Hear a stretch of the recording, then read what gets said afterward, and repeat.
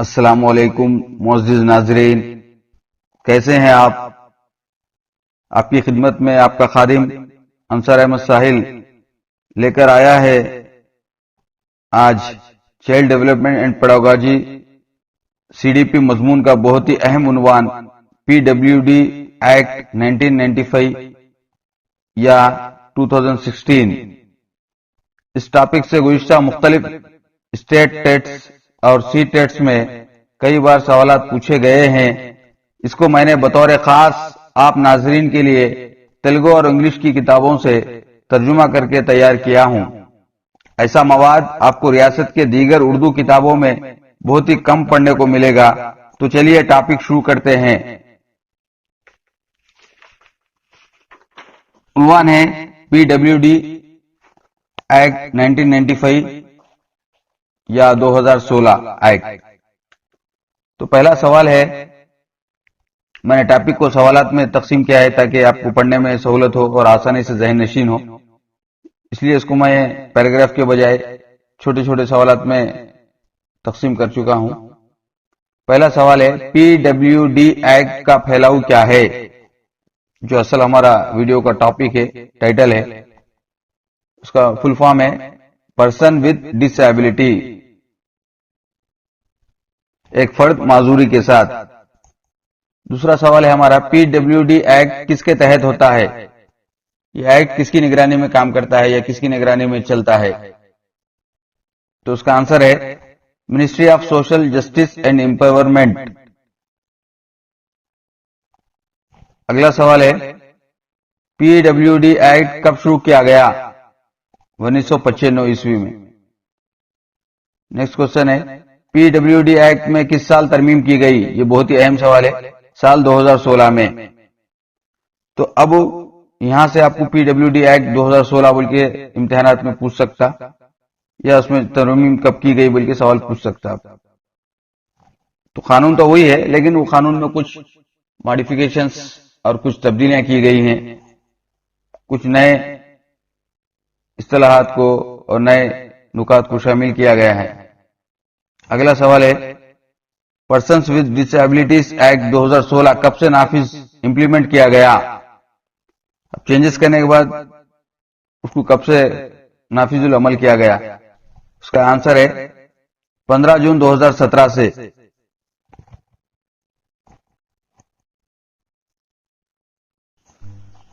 Next question, PWD act 2016 किस act के तहत तब्दील किया गया? यानी असल में कौन सा कानून था, उसके बाद क्या चेंजेस किए गए? तो उसका आंसर है पीडब्ल्यूडी एक्ट 1995 में जो माजून के ताल्लुक से कानून तैयार किया गया था, उसमें कुछ रद्दोबदल किया गया, उसमें कुछ तब्दीलियां की गई और उसको पीडब्ल्यूडी एक्ट 2016 का नाम दिया गया। उसके बाद अगला सवाल है, पीडब्ल्यूडी एक्ट 1995 का अहम मकसद, ये पीडब्ल्यूडी एक्ट क्यों बनाया गया? उसका मेन एम क्या है? माजूर अफराद, डिसेबल्ड पर्सन्स को भी एकसा मौके, इक्वल अपॉर्चुनिटीज, इनके हुकूक का तहफ़्फ़ुज़, प्रोटेक्शन ऑफ राइट्स और इनकी मुकम्मल शराकत दारी, फुल पार्टिसिपेशन है। ये बहुत ही अहम सवाल है, इसको जहन में रखिए। उसके बाद हमारा अगला सवाल है, पीडब्ल्यूडी एक्ट 1995 में कितने माजूरीन डिसेबल्स को शामिल किया गया था? शुरू में जब ये कानून बनाया गया तो उसमें माजूरीन के कितने अक़साम के माजूरीन को शामिल किया गया या रखा गया जो इस कानून से मुस्तफीद हो सकते थे या फायदा उठा सकते थे? इसका सही जवाब है 7 डिसेबिलिटीज को या 7 माजूरीन को। उसके बाद हमारा अगला सवाल है, पीडब्ल्यूडी एक्ट 2016 में कितने माजूरीन या डिसेबिलिटीज को शामिल किया गया है? 1995 में 7 थे, लेकिन जब 2016 में इसमें तरमीम की गई, जदीद कानून बनाया गया, तो वहां पर कितने डिसेबिलिटीज को, कितने माजूरीन की अक़साम को या अफराद को शामिल किया गया? उसका सही जवाब है 21 डिसेबिलिटीज को या 21 किस्म के माजूरीन अफराद को। उसके बाद हमारा दूसरा सवाल है, पीडब्ल्यूडी एक्ट 2016 में शामिल किया गया एक अहम कानून एक्ट कौन सा है? यानी 2016 में जितने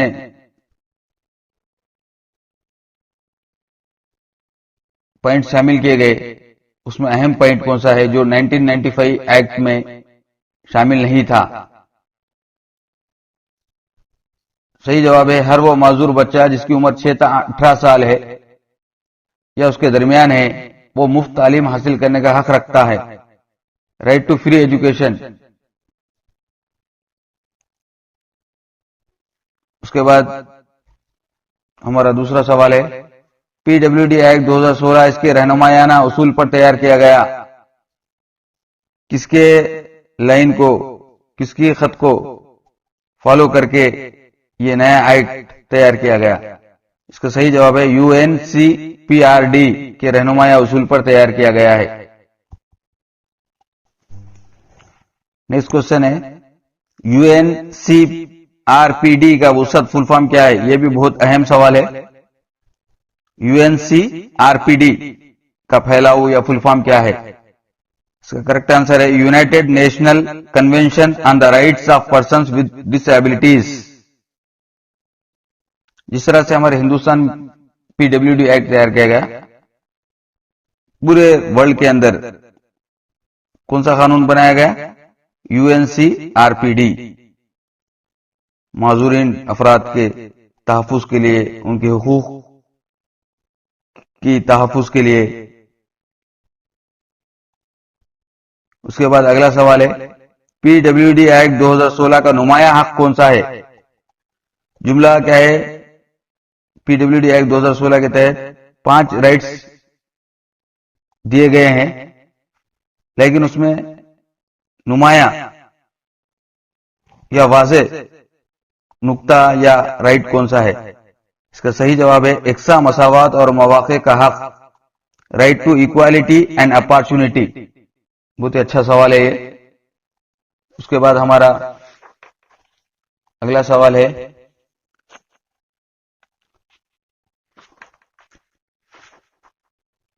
पीडब्ल्यूडी एक्ट 1995 के तहत लफ्ज डिसेबिलिटी का मतलब, मजदूरी का मतलब क्या है? तो उसका मतलब यानी इसके अंदर कौन कौन से माजूरीन को शामिल किया गया, कौन कौन से डिसेबल पर्सन्स की कैटेगरीज को रखा गया। इसमें फर्स्ट है ब्लाइंडनेस, अंधापन। दूसरा है लो विजन, ज़ौफ़ बसारत का शिकार या धीमी नजर वाला। उसके बाद थर्ड है लेप्रेसी क्यूर्ड, जुजाम या कोट से ठीक हुआ शख्स। फोर्थ पॉइंट हियरिंग इंपेयरमेंट, समात की खराबी वाले। उसके बाद लोकोमोटर डिसेबिलिटी। नेक्स्ट है मेंटल रिटार्डेशन, दिमागी पसमानदा। अगला 7th पॉइंट है मेंटल इलनेस, जहनी बीमार या जहनी बीमारी। उसके बाद अगला सवाल है पीडब्ल्यूडी एक्ट 1995 के हवाले से कम माजूरी का फीसद इतना होना चाहिए जिससे वो इस एक्ट से फायदा उठा सके। जवाब है 40%। Next question persons with disabilities act 2016 में कितने माजूरीन का निशाना तय किया गया? कितने माजूरीन के इस कानून से फायदा पहुंचाने की कोशिश की जा रही है, टारगेट तय किया गया है? तकरीबन 70 से 100 मिलियन माजूरीन को फायदा पहुंचाने का निशाना तय किया गया है। उसके बाद अगला सवाल है, यह बहुत ही दिलचस्प सवाल है, इस पर खास तवज्जो की जरूरत है नाजरीन। पीडब्ल्यूडी एक्ट 2016 का सबसे अहम और खुसूसी पहलू कौन सा है? ये 95 में भी यह कानून था, फिर 2016 में भी यह कानून बनाया गया, फिर वहां पर और यहां पर क्या फर्क है? जवाब है सरकारी मुलाजिमत में माजूरीन के तहफ्फुज के कोटे को 3% से बढ़ाकर 4% किया गया। बहुत मियारी सवाल है। उसके बाद अगला सवाल है पीडब्ल्यूडी एक्ट 2016 की खिलाफ वर्जी करने पर क्या होगा? अगर एक्ट को आप नहीं माने या उसका वायलेशन करें आप, तो हुकूमत की जानिब से आपको सजा होगी, काबिल सजा या पनिशेबल होगा।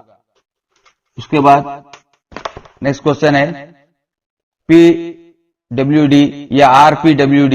यहाँ पर RPWD का मतलब R से राइट और P से पर्सन, W से विद, D से डिसेबिलिटीज।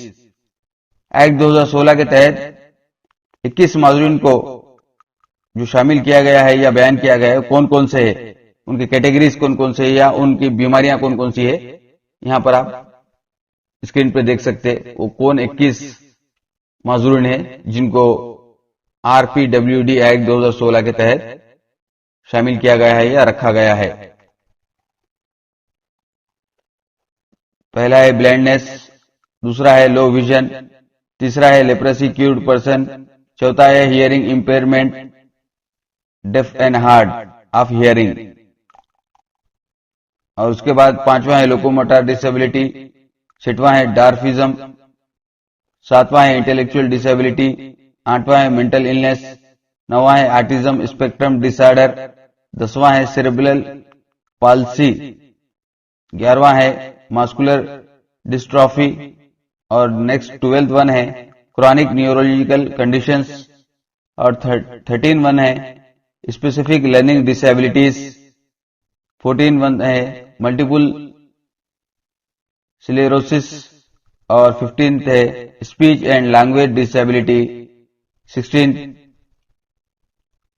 थैलेसीमिया, और 17 haemophilia, 18 sickle cell disease, 19 multiple disabilities including deaf blindness, next 20 acid attack victim, next 21 Parkinson's disease. अब इनको यहाँ पर फिगर और अशकाल के जरिए बताया जा रहा है कि कौन कौन से ये 21 टाइप्स और काइंड से डिसेबिलिटीज के या माजूरीन के। तो अशकाल को और से देखिए और मुख्तलिफ डिसेबिलिटीज की पहचान कीजिए। अभी आपके मैं सामने जो 21 टाइप्स या काइंड्स डिसेबिलिटीज के पढ़कर सुनाया हूं उसको यहाँ पर डायग्राम्स के जरिए बताया जा रहा है। तो मोअज़्ज़िज़ नाज़रीन, आपको ये वीडियो कैसा लगा?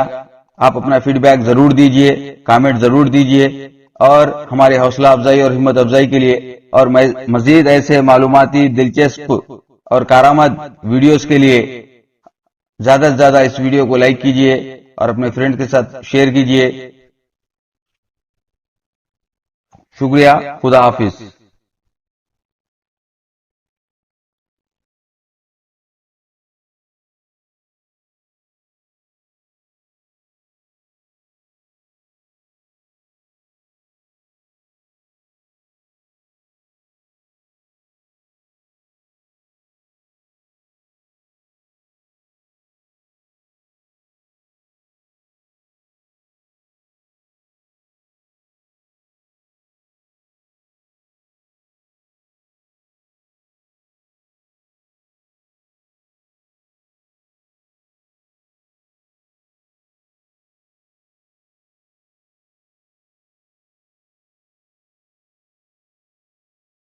If you like the video, please click on the like button, write a comment, and subscribe to my channel.